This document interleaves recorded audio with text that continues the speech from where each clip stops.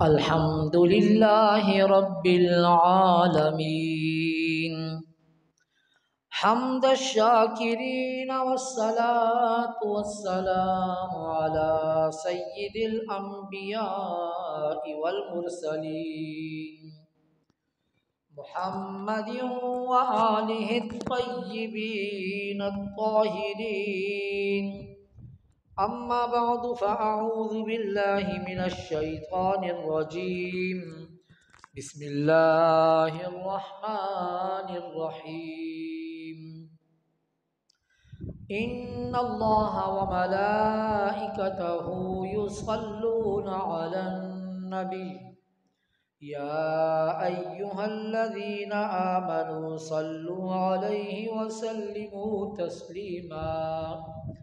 صدق اللہ مولانا العظیم وصدق رسولہ النبی الحبیب الکریم ونحن على ذلك لمن الشاہدین والشاکرین والحمد للہ رب العالمین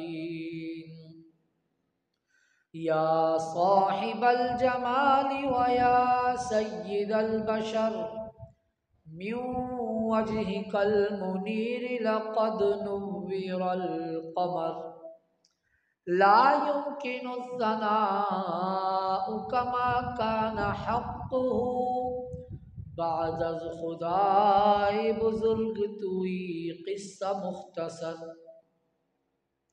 ان اللہ وملائکتہ یصلون علی النبی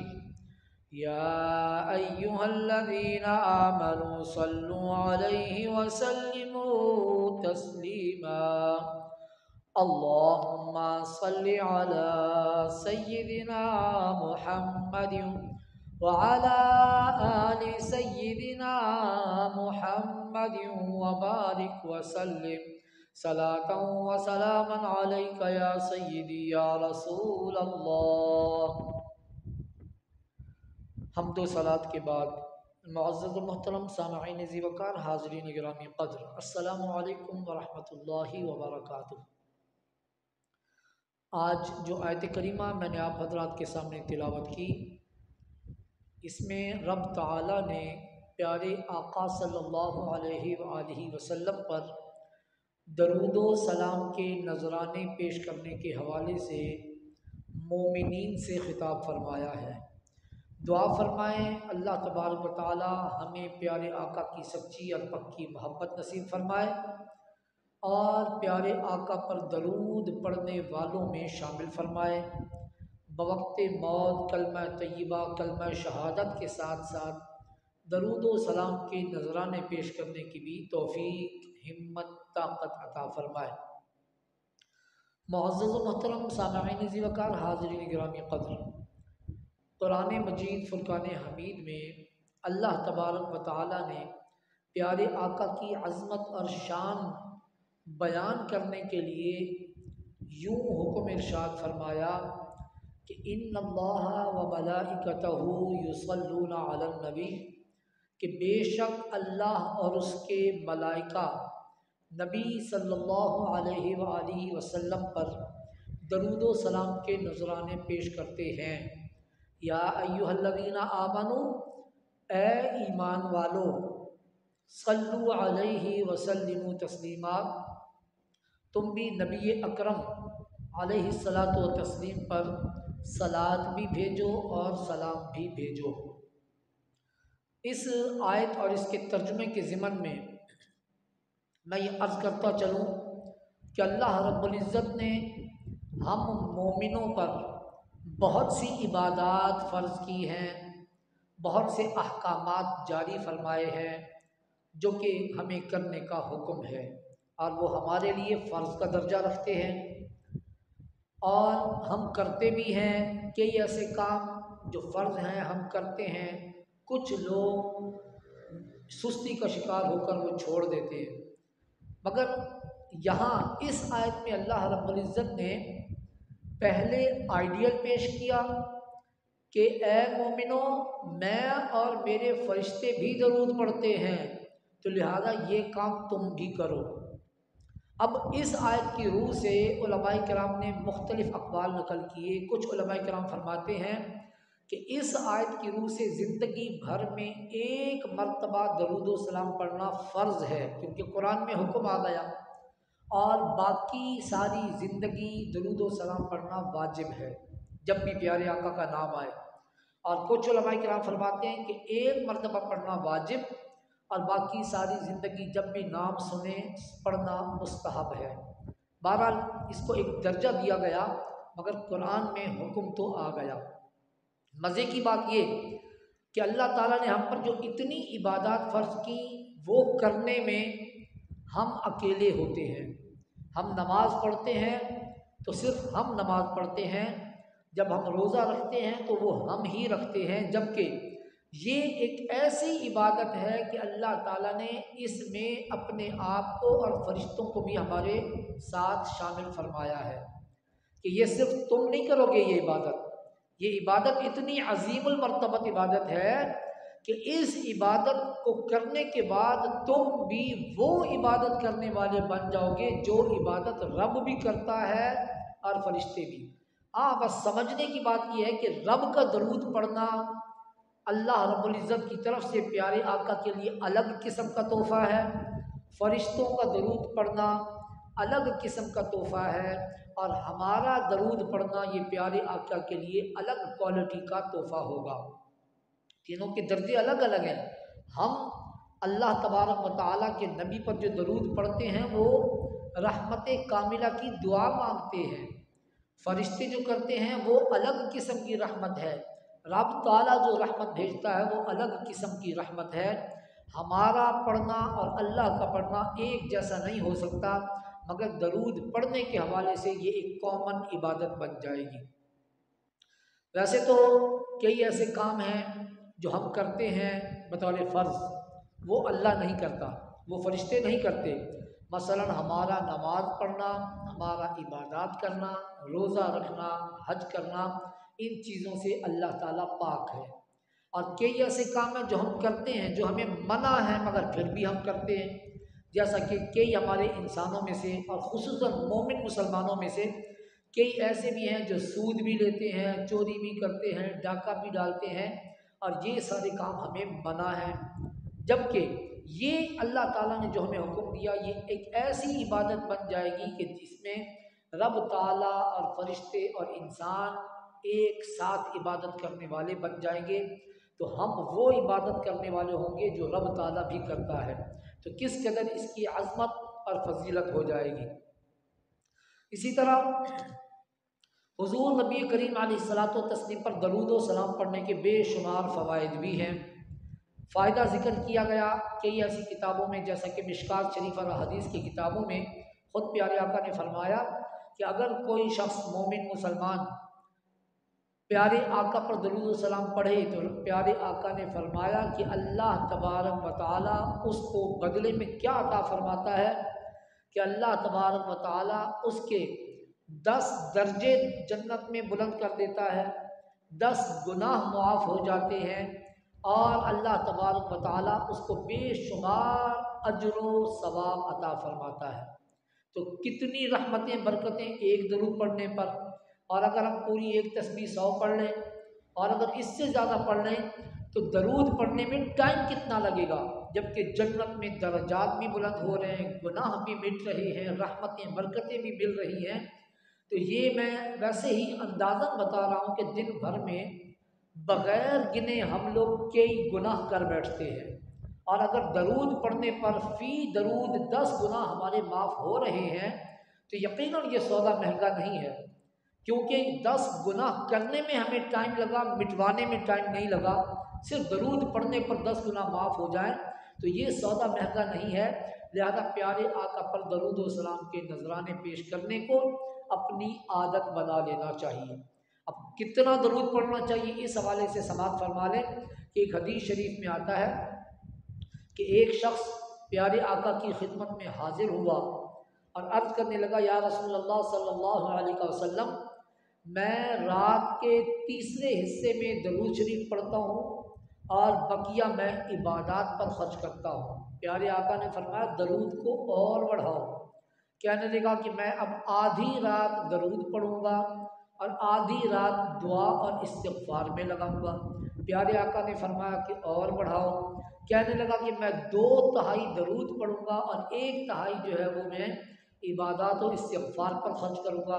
پیارے آقا نے فرمایا اور بڑھاؤ، تو وہ صحابی کہنے لگے کہ یا رسول اللہ صلی اللہ علیہ وسلم میں اب کوشش کر کے ساری رات ہی درود ہی پڑھا کروں گا۔ تو پیارے آقا نے فرمایا کہ اگر تم ایسا کرو گے تو تمہیں نہ تو کوئی استغفار کی ضرورت ہے نہ دعا کی ضرورت ہے، اللہ تبارک و تعالیٰ تمہاری خود ساری پریشانیاں مشکلات کو دور فرما دے گا۔ تو اب یہ درود و سلام ایک ایسی عبادت ہو گئی اللہ تعالیٰ کی طرف سے ہم پر حکم کے ذریعے کہ صرف یہ پڑھنے سے بہت ساری مشکلات ہماری حل ہو جائیں گی۔ اچھا میں کامن سینس کی مثال پیش کروں کہ دیکھیں ہمارے ہاں لوگ مانگنے والے آتے ہیں، بھیک مانگنے والے، تو وہ ہم سے مانگنا چاہتے ہیں اپنے لیے، کچھ پیسہ چاہیے ہوگا، کھانا چاہیے ہوگا، کئی چیزیں مانگنا۔ تو اگر کوئی مانگنے والا ایسا ہو جس کو کہ مانگنا آتا ہے تو اس کا طریقہ کار کیا ہوتا ہے کہ وہ گھر کے دروازے پر کھڑا ہو کر مانگتا نہیں ہے، بلکہ وہ کہتا ہے کہ اس گھر والوں کی خیر ہو، اس گھر والوں کے بچے سلامت رہیں، اس گھر والوں کا کاروبار سلامت رہے۔ جب وہ اس قسم کے جملے بولتا ہے نا تو گھر والا خود ہی سوچتا ہے کہ یہ ہمارے لیے خیر کی دعائیں کر رہا ہے، کیوں نہ ہم اس کو کچھ نہ کچھ دے دیں۔ تو بالکل بلا تمثیل اس بات کو سامنے رکھیں، رب تعالیٰ نے بھی گویا کہ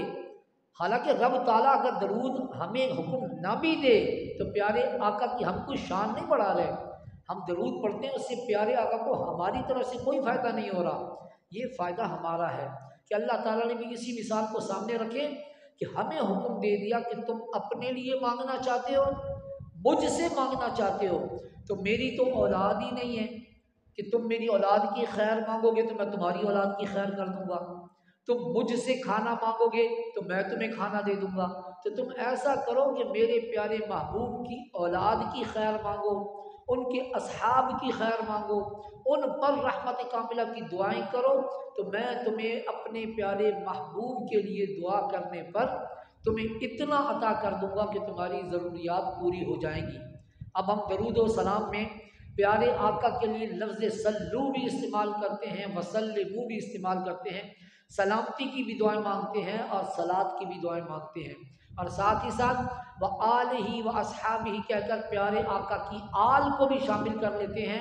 اور ان کے اصحاب کو بھی شامل کر لیتے ہیں۔ جب ہم ان کے لیے دعائیں مانگتے ہیں تو یقیناً رب تعالیٰ اس کے بدلے میں ہماری اولاد، ہمارے اصحاب، ہمارے ساتھی، ہمارے گھر والوں کی خیر عطا فرما دیتا ہے۔ تو لہذا درود و سلام پڑھنے سے در حقیقت اس مثال کو سامنے رکھیں کہ در حقیقت یہ مانگنے کا ایک طریقہ ہے، رب کے محبوب کی تعریف کرو، رب عطا فرمائے گا، یہ ایک آسان ترین طریقہ ہے رب تعالیٰ کو راضی کرنے کا۔ اسی طرح ایک اور مثال بھی سماعت فرما لیں کہ اللہ تبارک و تعالی حامد ہے، تعریف کرنے والا ہے، کیونکہ رب نے خود فرمایا کہ میں درود پڑھتا ہوں۔ جب رب تعالیٰ نے درود پڑھ لیا تو کیا کسی اور کے درود کی ضرورت رہ جاتی ہے؟ قطعاً نہیں۔ رب تعالیٰ نے درود پڑھ لیا اور پھر فرشتوں نے بھی درود پڑھ لیا، کسی اور کے درود پڑھنے کی ضرورت نہیں۔ اگر کوئی پوری دنیا میں پیارے آقا پر درود نہ پڑھے تو صرف رب کا درود پڑھ دینا ہی کافی ہے۔ اور اسی طرح پیارے آقا پر پوری دنیا میں اگر کوئی درود نہ پڑھے تب بھی پیارے آقا محمد ہیں، کیونکہ محمد کے معنی ہوتے ہیں کہ جس کی بار بار تعریف کی جائے۔ عربی میں آتا ہے الذی یحمد حمدا بعد حمد، کہ جس ذات کی بار بار تعریف کی جائے اس کو محمد کہا جاتا ہے۔ تو رب حامد، رب محمود، پیارے آقا محمد،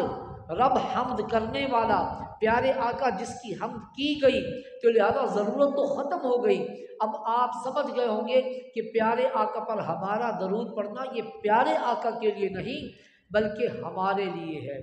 ہم درود پڑھیں گے تو خود سنور جائیں گے، اور یہ ایک ایسا عشق و محبت ہے کہ جس کی دنیا میں کوئی مثال نہیں ملتی۔ دنیاوی محبتیں ہوتی ہیں، اگر کوئی کسی کا عاشق ہے، ایک اور عاشق مارکیٹ میں آ جائے تو دونوں میں جلن ہو جاتی ہے، مگر پیارے آقا کے عاشق پوری دنیا میں پھیلے ہوئے ہیں، اور جب بھی ہمیں پتہ چلتا ہے کہ یہ شخص بھی پیارے آقا سے محبت کرتا ہے تو جلن نہیں بلکہ اس سے بھی ہمیں محبت ہو جاتی ہے۔ ایسا عشق دنیا میں کہیں دیکھنے کو نہیں ملتا۔ تو پیارے آقا پر درود ہم اس لیے پڑھتے ہیں تاکہ ہم خود سنور جائیں اور ہم مقدس اور محترم ہو جائیں۔ پیارے آقا کا نام نامی اسم گرامی لفظ محمد الذی یحمد حمدا بعد حمد، کفار مکہ نے آپس میں میٹنگ کی کہ ہم پیارے آقا کو لفظ محمد سے بھی پکارتے ہیں اور پھر ان کی برائیاں بھی کرتے ہیں، جبکہ ہم خود اپنی زبان سے کہہ رہے ہوتے ہیں کہ آپ وہ ذات ہیں جس کی بار بار تعریف کی جائے، لہذا آج کے بعد ہم پیارے آقا کو لفظ محمد سے نہیں پکاریں گے۔ تو میٹنگ کر کے انہوں نے کہہ دیا کہ ہم آج کے بعد ان کو مزمم کہیں گے، یعنی جس کی بار بار برائی کی جائے۔ تو پیارے آقا نے جب یہ بات سنی تو آپ نے ارشاد فرما دیا کہ ان کا مزمم کوئی اور ہوگا، رب تعالیٰ نے تو میرا نام محمد کنفرم کر دیا ہے، تو یہ جس کو پکارے وہ میں نہیں ہوں، ان کا مزمم کوئی اور ہوگا۔ تو رب تعالیٰ نے قرآن مجید فرقان حمید میں بھی 4 مرتبہ لفظ محمد استعمال ہوا اور 1 مرتبہ لفظ احمد استعمال ہوا۔ رب تعالیٰ نے بھی آپ کو ان ناموں سے ذکر فرمایا، پتہ چلا کہ رب تعالیٰ بھی آپ کو محمد فرماتا ہے، یعنی کہ جس کی بار بار تعریف کی جائے۔ تو میں عرض کر رہا تھا آپ کے سامنے درود و سلام کے حوالے سے، درود و سلام ایک ایسی عبادت ہو گئی کہ جو ہمارے لیے ہر قسم کی مشکلات سے بچنے کا ذریعہ۔ دوسری بات کہ پیارے آقا پر جب ہم درود و سلام پڑھتے ہیں نا تو حدیث شریف میں آتا ہے کہ پورے 1 ہفتے کا درود و سلام جمعرات یا جمعے کو پیارے آقا کی خدمت میں پیش کر دیا جاتا ہے، اور فرشتے جا کر آدمی کا نام لے کر کہ فلاں بن فلاں نے یا رسول اللہ آپ پر درود و سلام کا نذرانہ پیش کیا ہے، یہ جا کر بتاتے ہیں کہ یا رسول اللہ آپ پر آپ کے فلاں امتی نے درود و سلام پڑھا ہے۔ تو درود پڑھنے پر چند سیکنڈ لگے، مگر اس کی برکت یہ ملی کہ ہمارا نام پیارے آقا کی خدمت میں لیا گیا۔ کتنے اعزاز کی بات ہے کہ پیارے آقا کے سامنے ہمارا نام پہنچ گیا صرف درود و سلام کا نذرانہ پیش کرنے کی وجہ سے۔ تو کیوں نہ پھر ہم پیارے آقا کی خدمت میں حاضری لگوائیں اور درود پڑھیں تاکہ پیارے آقا کی خدمت میں ہمارا نام بھی لیا جائے اور پیارے آقا کی خدمت میں بحیثیت امتی درود و سلام کے نذرانے پیش کرنے کی وجہ سے ہماری حاضری لگ جائے۔ اچھا، یہاں پر ہم لوگ کچھ لوگ اعتراض کرتے ہیں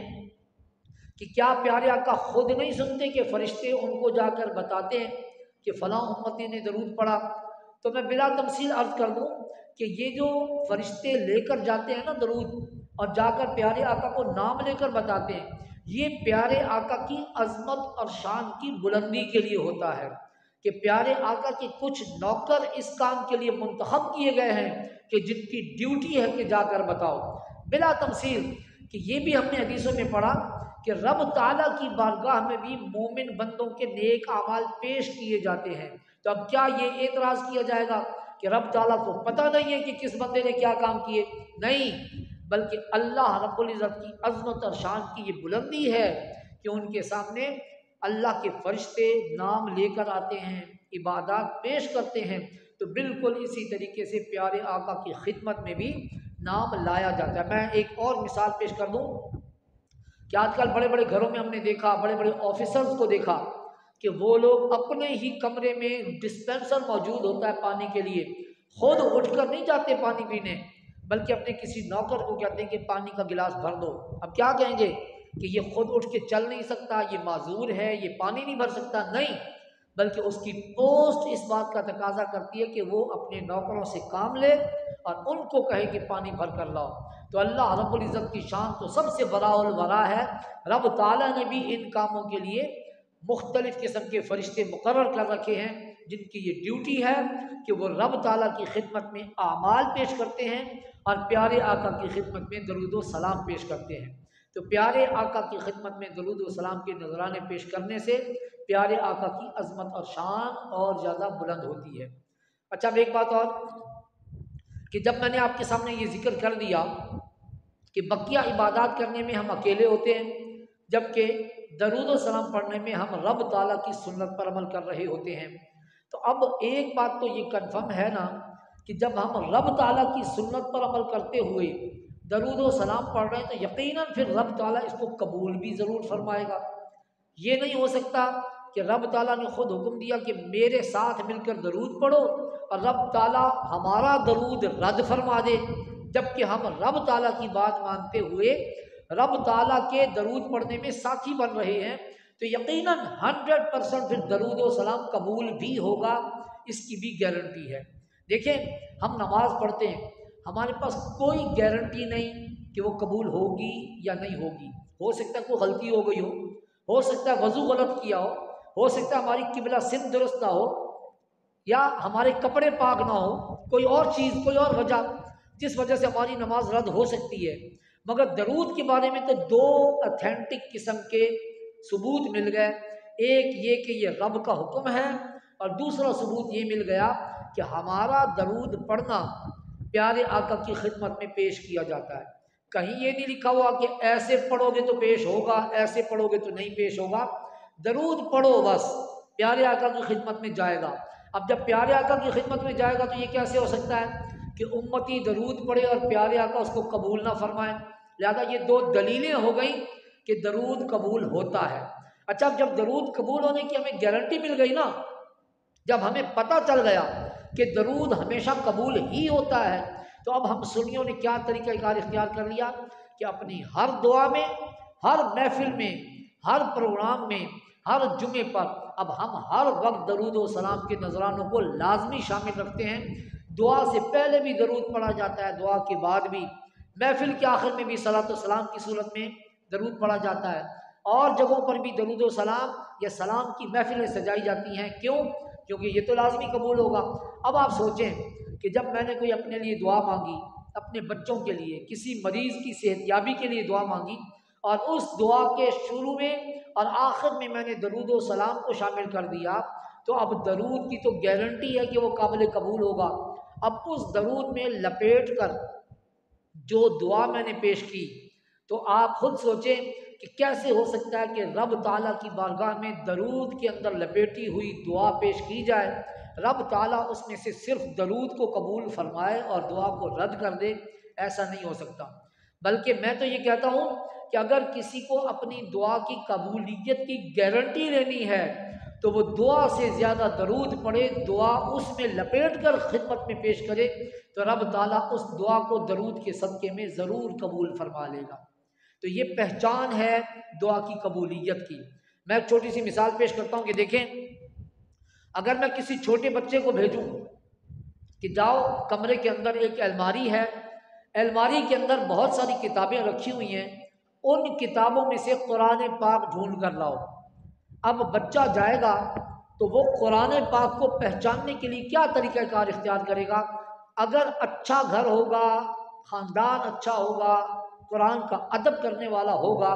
تو بچہ جاتے ہی قرآن پاک کو پہچان لے گا کہ باقی ساری کتابیں تو سمپل طریقے سے رکھی ہوئی ہیں، ایک کتاب ایسی ہے جو کہ غلاف کے اندر لپیٹ کر رکھی گئی ہے، یقیناً یہ کوئی مقدس اور محترم کتاب ہے۔ بچہ وہ کتاب اٹھا کر لے آئے گا۔ مطلب یہ کہ جس کتاب کی زیادہ تعظیم کی گئی، زیادہ ادب و احترام کیا گیا، غلاف میں لپیٹی گئی، بچہ بھی سمجھ جائے گا کہ یہی قرآن پاک ہے، وہ اس کو اٹھا کر لے آئے گا۔ تو اسی طرح دعاؤں میں قبولیت والی دعا وہ ہوگی کہ جو کہ درود شریف میں لپیٹ کر پیش کی جائے گی۔ تو جب سے ہم نے یہ گارنٹی دیکھی کہ درود ہمیشہ قبول ہوتا ہے، ہم اپنی دعاؤں کو درود و سلام میں لپیٹ کر پیارے آقا کی بارگاہ میں پیش کرتے ہیں، رب تعالیٰ کی بارگاہ سے دعا کرتے ہیں کہ رب تعالیٰ کبھی بھی ایسا نہیں ہوگا کہ درود رد فرمائے، اور ایسا بھی کبھی نہیں ہوگا کہ درود قبول فرما لے اور اس میں سے دعا کو رد فرما دے۔ تو لہذا یہ سمجھ لیں کہ دعا کی قبولیت کی گارنٹی بھی درود ہے۔ میں نے شروع میں ایک حدیث پیش کی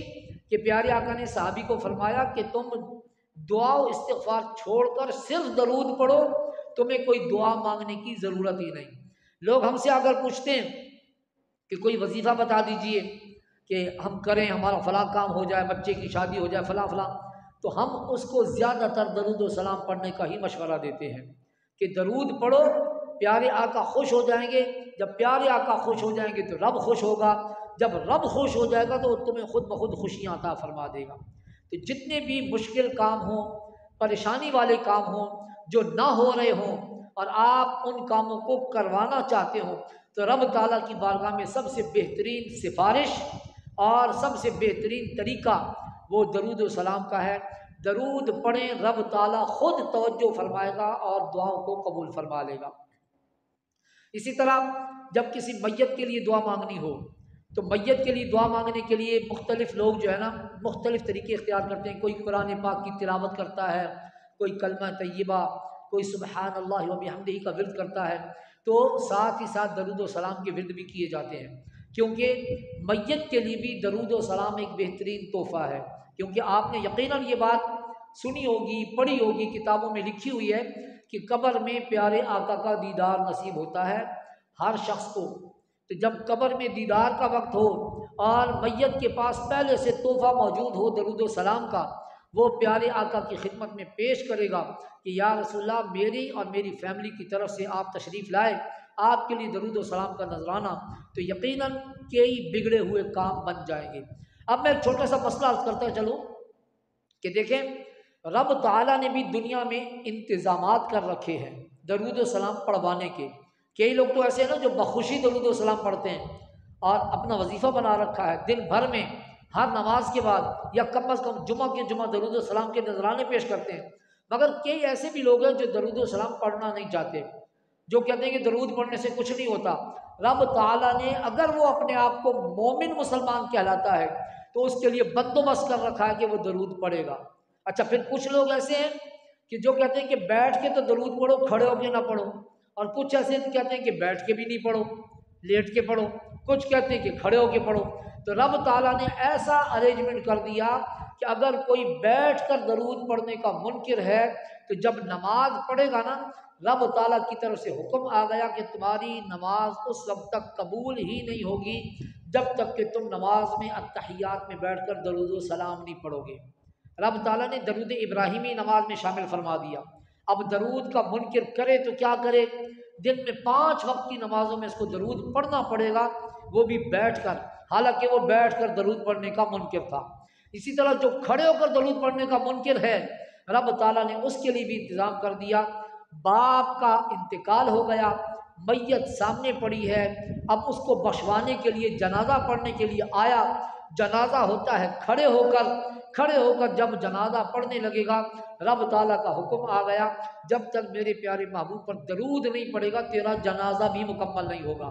اب کرتا تو کیا نہ کرتا کہ کھڑے ہو کر درود کا منکر تھا، باپ کو بخشوانے کے لیے کھڑے ہو کر اب وہ درود و سلام پڑھ رہا ہے۔ تو رب تعالیٰ نے تو پیارے آقا پر درود و سلام پڑھنے کے انتظامات خود ہی کر دیے۔ مسجد میں گیا، نوکری کی ضرورت تھی، کچھ پڑھا لکھا تھا، مسجد میں کہا کہ مجھے مؤذن رکھ لو، مؤذن بنا، اذان دینے کھڑا ہوا تو اذان دینے پر بھی پیارے آقا کا نام لینا ضروری۔ اسی طرح امام بنا تو امام بنتے وقت بھی نماز پڑھائے گا، نماز میں پھر اس کو نام لینا ضروری۔ تو بہرحال اسلام میں داخل ہونے لگا تو رب تعالیٰ نے فرما دیا صرف لا الہ الا اللہ کہنے سے نہیں بخشوں گا، ساتھ ہی میرے پیارے محبوب کو محمد رسول اللہ ماننا پڑے گا۔ اگر مومن مسلمان ہو گیا، کلمہ شہادت بھی ضروری، کلمہ شہادت میں پیارے آقا کے رسول ہونے کی گواہی دینا ضروری ہو جائے گا۔ تو بہرحال کسی بھی طریقے سے پیارے آقا کے نام کے بغیر اسلام کمپلیٹ نہیں ہوتا، عبادات کمپلیٹ نہیں ہوتی، کچھ بھی کمپلیٹ نہیں ہو سکے گا۔ رب تعالیٰ نے ایسے ارینجمنٹ اور ایسے انتظامات کر کے رکھے ہوئے ہیں کہ میرے پیارے محبوب پر درود و سلام پڑھنا ہر مومن مسلمان کی ضرورت۔ جو آیت کریمہ میں نے شروع میں تلاوت کی نا، اس آیت کی روح سے جو لوگ پیارے آقا پر درود و سلام پڑھتے ہیں اور جو لوگ پیارے آقا پر درود و سلام نہیں پڑھتے، ان کا فرق واضح ہو جاتا ہے۔ کیونکہ درود پڑھنے کا جن کو حکم ہے وہی درود پڑھیں گے، جن کو حکم نہیں ہے وہ نہیں پڑھ سکتے۔ مثلا اگر میں آپ لوگ کو سامنے بیٹھے ہوئے ہیں، میں کہوں نا کہ اے ڈاکٹرو،